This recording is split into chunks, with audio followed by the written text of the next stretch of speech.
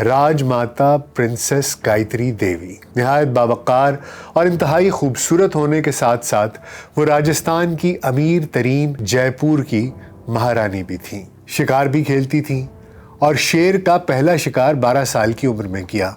इसके अलावा बेहतरीन घुड़सवार, पोलो की खिलाड़ी, टेनिस की प्लेयर भी थीं और ज़ाती सवारी के लिए हवाई जहाज़ भी था। मुअत्तर फ़िज़ाओं में पली बढ़ी, महल्लात और यूरोप की पुरफ़िज़ा माहौल में ज़िंदगी गुजारने वाली प्रिंसेस गायत्री देवी को दिल्ली की तिहाड़ जेल की एक निहायत गंदी और बदबूदार कोठड़ी में रखा गया, जहां पंखा भी नहीं था।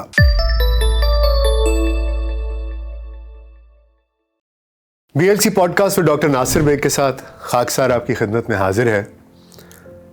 पाकिस्तान में शायद ही कोई ऐसा शख्स होगा जिसको लाहौर की बादशाही मस्जिद का ना इल्म हो। और लाहौर की बादशाही मस्जिद जिस सुर्ख रंग के पत्थर से बनी है वो जयपुर से मंगवाया गया था। इस सुर्ख पत्थर की वजह से जयपुर को द पिंक सिटी भी कहते हैं।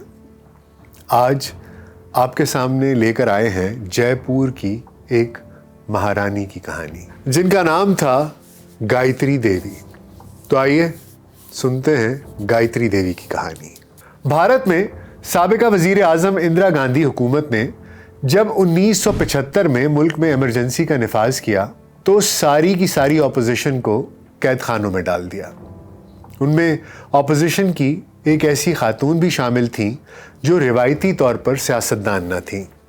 गो एक सियासी जमात के प्लेटफॉर्म से ऑपोजिशन में शामिल तो थीं, मगर अपनी ज़ाती स्टेटस के हवाले से पूरे हिंदुस्तान में अपनी एक अलग शनाख्त भी रखती थीं। निहायत बावकार और इंतहाई खूबसूरत होने के साथ साथ वो राजस्थान की अमीर तरीन और चोटी की रियासत जयपुर की महारानी भी थीं और नस्ल दर नस्ल रियासती हुक्मरान ख़ानदानों से ताल्लुक़ रखती थीं। उनका नाम था राजमाता प्रिंसेस गायत्री देवी। गायत्री देवी के वालिद महाराजा जतेंद्र नारायण मगरबी बंगाल की रियासत कूच पहाड़ के महाराजा थे, जबकि वालिदा रियासत बड़ौदा के महाराजा सियाजी राव गायकवाड़ III की बेटी princess Indira Raje of Baroda थीं। भाई महाराजा जगदीपंद्रा नारायण रियासत कूच पहाड़ के महाराजा थे। गायत्री देवी की शादी रियासत जयपुर के महाराजा सिवाय मान सिंह से हुई और वो खुद रियासत जयपुर की राजमाता थी। दिल्ली की तिहाड़ जेल में कैद प्रिंसेस गायत्री देवी किन मुश्किलात का शिकार रहीं, इस पर हम बाद में बात करेंगे। उससे पहले हम गायत्री देवी के बचपन, उनकी तालीम और उनकी नौजवानी के अय्याम के कुछ वाक़यात के बारे में जान लेते हैं। प्रिंसेस गायत्री देवी 23 मई 1919 को लंदन में पैदा हुई। इब्तदाई तालीम लंदन के ही स्कूल में हासिल की, फिर विश्व भारती यूनिवर्सिटी, शांति निकेतन और फिर स्विट्ज़रलैंड और बाद अज़ां लंदन कॉलेज से तालीम हासिल की। बहुत रवानगी के साथ अंग्रेज़ी और फ्रेंच बोल सकती थी। राजकुमारी थी और जाहिर सी बात है एक वसीउल अरीज़ शानदार महल में पली बढ़ी, जहां 500 से ज़ायद मुलाजिम हमा वक्त खिदमत पर मामूर रहते थे। आला और कीमती मलबूसात, महंगे तरीन फ्रांसीसी परफ्यूम, नज़ाकत और नफासत तो थी ही, मगर उन्हें आउटडोर सरगर्मियों का भी बेहद शौक़ था। शिकार भी खेलती थीं और शेर का पहला शिकार 12 साल की उम्र में किया। इसके अलावा बेहतरीन घुड़सवार, पोलो की खिलाड़ी, टेनिस की प्लेयर भी थीं और उन्हें गाड़ियों का भी बहुत शौक़ था। ये गायत्री देवी ही थीं जिन्हें हिंदुस्तान में सबसे पहली मर्सिडीज़ W126 खरीदने का एजाज़ हासिल हुआ। इसके अलावा उनके पास रोल्स रॉयस और दीगर बहुत सी कीमती गाड़ियां भी थीं और ज़ाती सवारी के लिए हवाई जहाज़ भी था। और अगर खूबसूरती के हवाले से बात की जाए तो प्रिंसेस गायत्री देवी का शुमार दुनिया की खूबसूरत तरीन ख़वातीन में होता था। उनके वालिद की रियासत के सल्तनत बरतानिया के साथ बहुत अच्छे ताल्लुकात थे। वो ख़ुद यूरोपी मुआशरे की तालीम याफ्ता होने के बायस उस वक्त के लिहाज से काफ़ी आज़ाद ख्याल तसव्वुर की जाती थी। उनके दीगर भाई बहन भी बरतानवी स्कूलों के तालीम याफ्ता थे और तमाम बहन भाइयों की परवरिश भी आज़ादाना और मगरबी तर्ज ज़िंदगी पर हुई थी। महल में मुलाजमीन के साथ बंगाली ज़ुबान में बात होती, मगर आपस में अंग्रेज़ी और फ्रेंच में गुफ्तगू की जाती। अलबत्ता इन्हें हिंदी ज़ुबान बहुत कम आती थी, मगर इसके बावजूद इन्हें अवाम में बेहद मकबूलियत हासिल थी और लोग इस हसीना आलम की एक झलक देखने के मुश्ताक रहते थे। जयपुर के महाराज सवाई मानसिंह पोलो के एक मजे हुए बेहतरीन खिलाड़ी थे और पूरे हिंदुस्तान में उनके चर्चे थे। एक रोज रियासत कूच पहाड़ में पोलो टूर्नामेंट का इनेकाद हुआ। राय मान सिंह भी अपनी पोलो टीम के साथ टूर्नामेंट में शिरकत के लिए कूच पहाड़ पहुंचे। उनकी आमद पर सारे का सारा कूच पहाड़ पोलो ग्राउंड में पहुंच गया। रियासत के वालियान भी मेहमानाने खुसूसी की हैसियत से ग्राउंड में मौजूद थे। प्रिंसेस गायत्री देवी भी वहीं मौजूद थी। मैच खत्म हुआ, तकसीम इनामात का मरहला आया तो सवाई मानसिंह और प्रिंसेस गायत्री देवी की नज़रें भी चार हो गईं। गायत्री देवी की उम्र उस वक्त 14 साल और सराय मान सिंह 21 साल के थे और पहले से शादीशुदा और 2 बीवियों के शौहर थे। नज़रें चार क्या हुई, दोनों के दिलों में एक दूसरे के लिए उमंगें जाग गईं। गायत्री देवी ने अपने एक इंटरव्यू में इंकशाफ किया था कि वो उसी वक्त सराय मान सिंह के इश्क में मुब्तला हो गई थी। टूर्नामेंट के अख्ताम के बाद जब महल में महाराजा जयपुर सराय मान सिंह को डिनर पर बुलाया गया तो बात मजीद आगे बढ़ गई। खाने के दौरान गायत्री देवी की मां महारानी इंदिरा जी ने जीत की खुशी में सवाई मान सिंह से कह दिया कि वो इनाम के तौर पर जो चाहे मांग सकते हैं।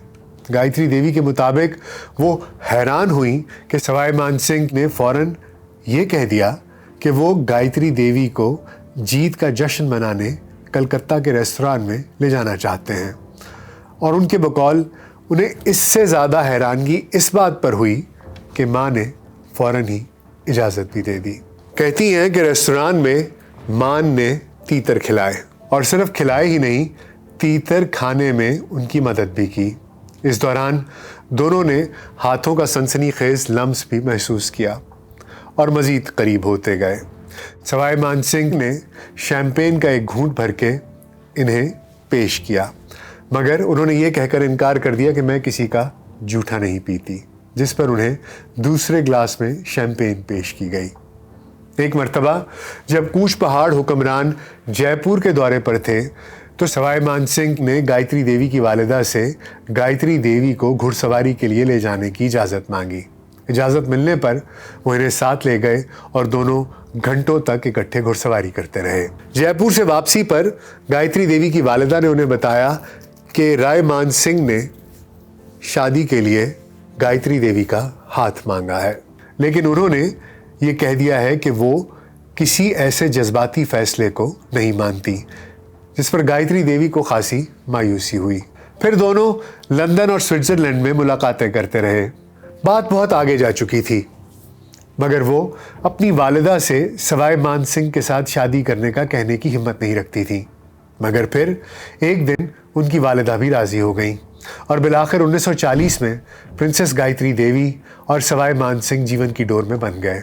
सवाई मान सिंह की उम्र उस वक्त 28 साल और गायत्री देवी उस वक्त 21 बरस की थी। शादी के बाद वो रियासत कूच पहाड़ से रियासत जयपुर मुंतकिल हो गई। यहाँ मुंतकिल होने के बाद उन्हें ये मालूम हुआ कि रियासत जयपुर यकसर मुख्तलिफ तर्ज ज़िंदगी की हामिल रियासत थी। कदामत पसंद लोग थे। रियासत कूच पहाड़ में गायत्री देवी की परवरिश आज़ादाना माहौल में हुई। यहाँ पर्दे का आम रिवाज था। वो खुद कहती हैं कि वो साड़ियाँ नहीं पहनती थी, वो चूड़ीदार पाजामा और कुर्ता पहना करती थी। उन्हें दिक्कत तो हुई, मगर फिर उन्होंने अपनी रविश तब्दील कर दी। लिबास और तर्ज ज़िंदगी बदल लिया। उनके लिए फ्रांस से शिफॉन की साड़ियाँ मंगवाई जाती थी। उन्होंने अपने लिए एक दरमियाना रास्ता भी निकाल लिया था। उमूर रियासत के लिए वो साड़ियाँ पहना करती और पर्दे का एहतमाम करती, मगर दीगर मामलात में अपनी मनपसंद पोशाक पहना करती। फिर रफ्ता रफ्ता अपने शौक़ भी पूरे करने शुरू कर दिए। पोलो भी खेलती, गाड़ियाँ भी चलाती और मेहमानदारी में बढ़ चढ़कर हिस्सा भी लेती। फिर बंगाल में आज़ादी हिंद की तहरीक में हंगामा आराई शुरू हो गई। अफरा तफरी मच गई। जुलूस, जलसे, आज़ादी, तकसीम के नारे बुलंद होने लगे और बिलाखिर 1947 में हिंदुस्तान की तकसीम हो गई। हिंदुस्तान की आज़ादी के बाद हुकूमत ने शाही रियासतों को इंडियन यूनियन में शामिल कर लिया। राजाओं महाराजाओं के शाही अलकाबात ख़त्म कर दिए गए, मगर इसके बाद भी राजमाता गायत्री देवी शाहाना ज़िंदगी ही बसर करती रहीं। वो लॉर्ड माउंटबेटन की मेज़बानी भी किया करती थी। अमेरिकी सदर जॉन एफ कैनेडी की अहलिया जैकलीन कैनेडी के साथ गायत्री देवी की खास दोस्ती थी। इसके अलावा लंदन और न्यूयॉर्क की पार्टियों में शिरकत भी करती। फिर 1959 में हुकूमत हिंद ने महाराजों का राज प्रमुख लक़ब भी छीन लिया और महारानी गायत्री देवी के लिए मुकर्रर मखसूस तैयारा भी अखराजात कम करने के लिए फ़रोख्त कर दिया गया। ये वो अय्याम थे जब राजमाता गायत्री देवी की ज़िंदगी में तकालीफ का आगाज़ हुआ। उसी दौरान खासी परेशानियां हुई। ज़िंदगी ने करवट ले ली थी। समझौता नागुज़ीर था। इस दौरान महात्मा गांधी के एक करीबी साथी राजा गोपालचारी ने एक नई सियासी पार्टी का ऐलान कर दिया। वो नेहरू के तर्ज हुकूमत के बरक्स आज़ाद मार्केट के हामी थे। गायत्री देवी ने अपने खाविंद सिवाय मान सिंह से मशवरा किया और इजाज़त लेने के बाद इस नई सियासी पार्टी में शामिल हो गई। मीडिया में खूब चर्चा तो हुआ ही, मगर सियासी मैदान में भी एक हलचल सी मच गई। इससे कबल कांग्रेसी रहनुमा लाल बहादुर शास्त्री उन्हें कांग्रेस में आने की दावत दे चुके थे, जो उन्होंने मुस्तरद कर दी थी, क्योंकि गायत्री देवी और उनके मियाँ का मौक़िफ़ ये था कि अगर इंडिया में जमहूरियत को ज़िंदा रखना है तो कांग्रेस के ख़िलाफ़ एक मौसर ऑपोजिशन का होना ज़रूरी है। उस वक्त गायत्री देवी इकलौते बेटे राजकुमार जगत सिंह की वालिदा भी थी, जो 15 अक्टूबर सन 1950 को पैदा हुआ। गायत्री देवी ने अपनी सियासत का आगाज़ पब्लिक मीटिंग से किया।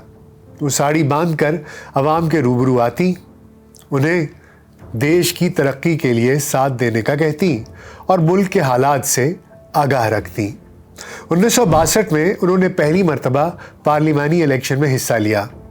वो अपनी एयर कंडीशन रोल्स रॉयल्स गाड़ी में इलेक्शन मुहिम पर निकलती और टूटी फूटी हिंदी में बात करके लोगों से वोट मांगती और इलेक्शन का नतीजा ये निकला कि कुल 9 लाख वोटों में से 5 लाख वोट लेकर वो कामयाब हो गई। लोगों ने राजमाता से वफादारी का हक अदा कर दिया। वो 2 बार पार्लियामेंट की रुकन मुंतखब हुई, हमेशा अखबारात की शाह सुर्खियों में रहती और इंदिरा हुकूमत की पॉलिसियों पर खुलकर तनकीद किया करती। उन्होंने अपनी रियासत में लड़कियों के लिए अपने खर्चे पर एक बहुत बड़ा स्कूल भी कायम किया। इसके अलावा शिफा खाने, खेलों के मैदान, डिस्पेंसरियाँ, नारी निकेतन और बुज़ुर्गों के लिए अमाजगाहें भी बनवाईं।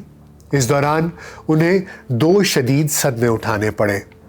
19 जून 1970 को उनके खाविंद महाराजा ऑफ जयपुर सिवाय मान सिंह का देहांत हो गया।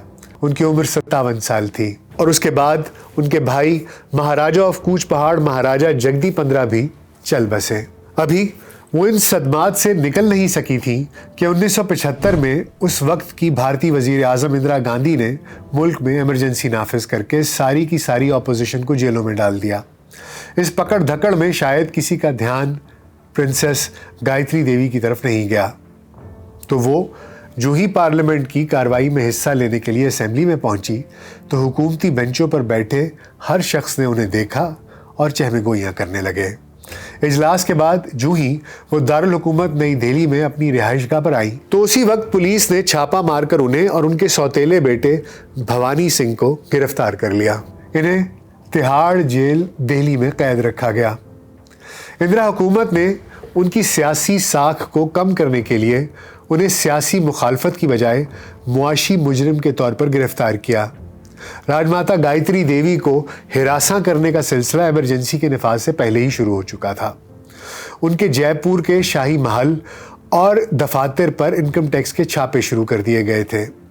जब इमरजेंसी का ऐलान हुआ तो उस वक्त गायत्री देवी की उम्र 56 साल थी। पुलिस ने उन्हें फॉरेन एक्सचेंज के खिलाफ वर्जी और स्मगलिंग एक्ट के तहत गिरफ्तार किया। इन पर यह इल्ज़ाम भी आयद किया गया कि उनके पास गैर मुल्की सफ़र से कुछ डॉलर्स बच गए हैं, जिन्हें उन्होंने ख़जाने में वापस जमा कराया और ना ही हुकूमत को उसका हिसाब दिया।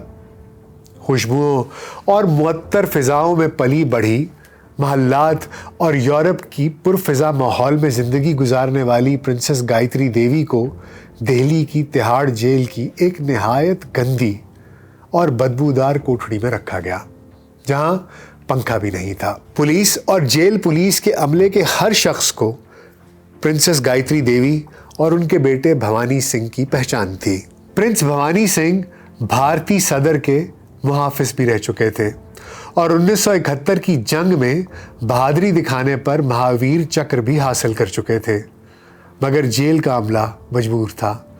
तिहाड़ जेल के सुपरिटेंडेंट ने दोनों माँ बेटे को एहतराम दिया, उन्हें जेल जाते ही चाय पिलाई, मगर फौरन हुकूमत को इल्म हो गया और उसके खिलाफ कार्रवाई कर दी गई।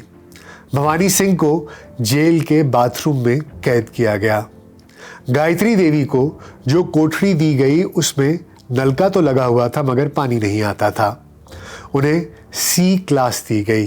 अलबत्ता एक मेहरबानी की गई कि उन्हें नूरी बेगम नामी एक कैदी खातून को कमरे की सफाई करने के लिए दे दिया गया। गायत्री देवी काल कोठरी में सो नहीं सकती थी, क्योंकि कोठरी से मुल्का जो ग्राउंड थी वहाँ कैदी बैठकर आपस में फौज गुफ्तगू, गालम गलोच और शोर शराबा किया करते थे, या उनसे ख़ास तौर पे करवाया जाता था। फिर उनके साथ एक कम्युनिस्ट कारकुन श्रीलता स्वामीनाथन को भी इस छोटी सी काल कोठरी में बंद कर दिया गया, जहाँ सिर्फ एक टूटा हुआ पलंग था। श्रीलता ने महारानी के अदब में वो पलंग उन्हें दे दिया और ख़ुद फर्श पर सोना शुरू कर दिया। टीवी लगा देने वाला माहौल, न साफ खुराक, न साफ पानी, न अखबारात, न कोई किताब। महारानी के लिए वो आज़ाबनाक दिन थे। मुल्क में क्या हो रहा है इसका भी कोई इल्म नहीं था, न दिन का पता था न रात का इल्म। फिर अचानक जेल के एक एहलकार ने उन्हें 2 मैगज़ीन मॉग एमोजी और टैटलर ला कर दिए, जो लंदन में मुकीम उनके सगे बेटे प्रिंस जगत सिंह ने भिजवाए थे। इसी दौरान उन्हें जेल में मुलाकात के लिए आने वालों ने एक ट्रांजिस्टर रेडियो भी पहुंचा दिया। प्रिंसेस हर रात आहिस्ता आवाज़ में BBC की खबरें और सैरबीन इस ट्रांजिस्टर पर सुना करती थी। एक माह के बाद गायत्री देवी को बताया गया कि महारानी ग्वालियर विजय राजा सिंधिया को भी लाया जा रहा है, जो उनके साथ इसी काल कोठरी में रहेंगी, जिस पर महारानी गायत्री ने एतराज़ किया कि यहाँ तो किसी दूसरे फ़र्द की गुंजाइश ही नहीं है। बहरहाल काफ़ी एहतजाज के बाद सुपरिटेंडेंट जेल ने उनकी दरख्वास्त कबूल कर ली और महारानी ग्वालियर के लिए मुतबादिल बंदोबस्त कर लिया गया। महारानी ग्वालियर पर भी मुआशी जराइम आयद किए गए थे। जेल के गैर सेहतमंदाना माहौल में महारानी गायत्री देवी का 10 किलो वजन कम हो गया और उन्हें मुख्तलिफ बीमारियां लाहक होना शुरू हो गई। जिस कोठड़ी में रखी गई थी वहां बाथरूम नहीं था, बस एक गड्ढा था और इस्तेमाल के लिए एक गंदी सी बाल्टी में पानी जो गड्ढे में बहा दिया करती थी। इन्हें गॉल ब्लैडर में पत्थरियां हो गई। इनकी कोठड़ी में चूहे छोड़ दिए जाते, जिनसे वो खौफजदा होकर सो नहीं पाती थी। अगस्त सन 1975 को उनके सौतेले बेटे भवानी सिंह ने अपनी वालिदा की बिगड़ती सेहत की बुनियाद पर रिहाई की दरख्वास्त की, जिस पर उस वक्त के वज़ीर मुमलिकत प्रणब मुखर्जी ने वो दरख्वास्त इंदिरा गांधी को सिफारिश के साथ भेजी, मगर इंदिरा गांधी ने गायत्री देवी की रिहाई की दरख्वास्त मुस्तरद कर दी। इस दौरान बरतानिया में लॉर्ड माउंटबेटन ने मलिका बरतानिया पर जोर दिया और कहा कि वो गायत्री देवी की रिहाई के लिए इंदिरा गांधी को ख़त लिखें। ताहम दिल्ली में बरतानवी हाई कमिश्नर ने राय दी कि बरतानवी शाही ख़ानदान को इस मामले में दखल नहीं देना चाहिए, क्योंकि उनके ख़्याल में इंडिया का ये अंदरूनी मामला है और फिर इस बात का भी बहुत कम इम्कान है कि इंदिरा गांधी इस शाही दरख्वास्त को कबूल कर लेंगी। बिल आखिर गायत्री देवी का जेल की काल कोठड़ी में सऊबतें सहते सहते सब्र का पैमाना लबरेज हो गया और उन्होंने खुद अपनी रिहाई के लिए इंदिरा गांधी को दरख्वास्त दे दी। उन्होंने इंदिरा गांधी को लिखा कि ख़वातीन के बैनुल-अक़वामी साल के इख्तिताम के मौके पर मैं अपने मुल्क की बेहतरी के लिए आप और आपके प्रोग्राम्स की हिमायत का यकीन दिलाती हूँ। उन्होंने ये भी लिखा कि मैं सियासत से सुबकदोश हो रही हूँ और चूँकि उनकी सियासी जमात स्वतंत्रता पार्टी वैसे भी ख़त्म हो चुकी है और उनका किसी दूसरी सियासी जमात की रुकन बनने का कोई इरादा भी नहीं है, इसलिए उन्हें रिहा कर दिया जाए। और ज़राए के मुताबिक उन्होंने ये भी लिखा कि मेरी रिहाई के लिए अगर आपको इसके अलावा कोई और शर्त भी दरकार है तो मैं वो भी मानने को तैयार हूँ। इंदिरा हुकूमत ने उनकी रिहाई के लिए शर्त ये लगाई कि वो और उनके बेटे ने अपनी गिरफ्तारी को जो अदालतों में चैलेंज किया हुआ है वो तमाम दरख्वास्तें वापस ले लें, और फ़ौरन से पहले ये हो भी गया। इसके बाद उनकी रिहाई के हुक्मनामे पर 11 जनवरी 1976 को दस्तखत कर दिए गए। प्रिंसेस उस वक्त सेहत की खराबी के बायस अस्पताल में दाखिल थीं। रिहाई का हुक्म मिलते ही उनकी बहन मानिका उन्हें अस्पताल से तिहाड़ जेल लेकर आईं, जहां से उन्होंने अपना सामान बांधा और फिर वो दिल्ली के औरंगज़ेब रोड पर वाक़ अपनी रिहाइशगाह पर मुंतकिल हो गईं, जहां 2 दिन क़याम के बाद वो जयपुर चली गईं। जेल में वो तकरीबन 5 माह तक मुकीम रहीं। जयपुर में उनके महल की हालत भी अबतर हो गई थी, क्योंकि उनकी कैद के दौरान ये बात उड़ा दी गई थी कि गायत्री देवी ने अपने महल की दीवारों और फर्शों के नीचे बेपनाह दौलत और हीरे जवाहरात छुपा रखे हैं, जिस पर उनके महल की जगह जगह से खुदाई कराई गई, मगर कुछ भी बरामद नहीं हुआ। महल की हालत दुरुस्त कराई तो सेहत बिगड़ती चली गई। फिर अचानक एक दिन 5 फरवरी 1997 को उन्हें ये अंदोहनाक खबर सुनाई दी कि उनका इकलौता बेटा प्रिंस जगत सिंह लंदन में फौत हो गया है। पहले भाई और खामिद गया, फिर जेल में अजियतनाक कैद, और फिर वाहिद लख्ते जिगर भी इस दुनिया से कूच कर गया। गायत्री देवी की दुनिया अंधेर हो गई। उनकी सेहत भी आहिस्ता आहिस्ता मज़ीद बिगड़ती चली गई और राजमाता ने अवामी ज़िंदगी से भी दूरी इख्तियार कर ली। इस दौरान उन्होंने अपनी सवाने हयात भी लिखवाई और चंद एक इंटरव्यूज़ भी दिए। गम और अंदोह के इस आलम में भी वो बावक़ार और इंतहाई जाज़िब नज़र और ख़ूबसूरत दिखाई देती। वक्त जूं तूं करके गुज़रता रहा। सेहत मज़ीद बिगड़ने पर उन्हें इंग्लैंड के अस्पताल में ले जाया गया। उनके फेफड़े ख़राब हो चुके थे, मगर वहाँ इलाज के दौरान ही उन्होंने वापस जयपुर जाने की ख्वाहिश का इजहार किया, जहाँ उन्हें तिब्बी मरकज़ में रखा गया, मगर ज़िंदगी की डोर ख़त्म हो चुकी थी। वो 17 जुलाई 2009 को 90 साल की उम्र में दुनिया छोड़कर चली गई। वक्त का क्या कहें। एक जानिब उन्हें झूठे इल्ज़ामात में कैद व बंद की अजियतें देने वाली इंदिरा गांधी, जो अमृतसर में मुक़द्दस गोल्डन टेम्पल पर फ़ौजकशी कराने पर अपने ही मुहाफ़िज़ के हाथों कैफरे किरदार तक पहुंच गई, तो दूसरी जानिब महारानी गायत्री देवी, जो आज भी रियासत जयपुर के आवाम के दिलों पर राज करती है। राजमाता की आखिरी रसूमात पूरे रियासती प्रोटोकॉल के साथ अदा की गईं। हर आंख अश्कबार थी। लाखों लोगों ने आखिरी रसूमात में शिरकत की। आज भी महारानी गायत्री देवी को जयपुर के लोग राजमाता ही के नाम से पुकारते हैं। घरों में उनकी तस्वीर आवेज़ा हैं और राजमाता का अदब आज भी वैसे ही किया जाता है। लोग आज भी उन पर लगाए गए इल्ज़ामात को तस्लीम करने पर तैयार नहीं। वो खुद खरबों डॉलर्स की मालिक थी। अवामी फलाह बहबूद के लिए बेशुमार काम भी किए। लोग राजमाता के फलाही कामों से आज भी मुस्तफ़ीद हो रहे हैं और जयपुर में उनका नाम हमेशा सुनहरी हरूफ से लिखा और पुकारा जाएगा। उम्मीद है आपको आज का पॉडकास्ट पसंद आया होगा। अपना बहुत ख्याल रखिएगा। शुक्रिया।